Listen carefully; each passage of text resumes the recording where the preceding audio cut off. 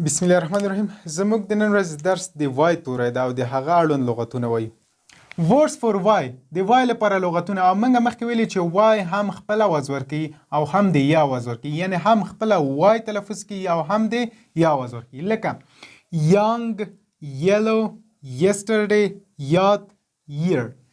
یانګ ځوان، یلو زیړ، یسټرډے پرون، یاد ځوانان، year کال. Y-O-U-N-G young, Y-E-L-L-O-W yellow, Y-E-S-T-E-R-D-A-Y yesterday, Y-O-U-T-H yad, Y-E-A-R year. اوس راځو د کنورسیشن برخې ته. موږ تېره ورځ په کنورسیشن کې what's your name, what's your father's name او همدارنګه ولوستل how are you. اوس راځو what is your last name.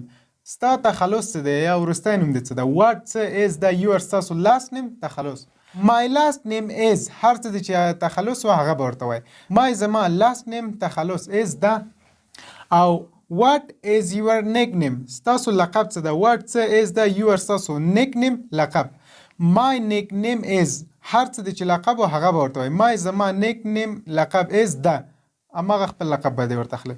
what is your family name ستاسو کورنۍ نوم څه ده. what څه is the your ستاسو family name کورنۍ نوم یا د کورنۍ نوم. my family name زما د کورنۍ نوم یا زما کورنۍ نوم is the هر څه چې و هماغه به ورته لیکي. نو دا اوس زموږ د نن ورځې درس په دې هیله چې د خوښۍ وړ مو ګرځېدلی اوسیږي. ښاد او آباد اوسیږئ.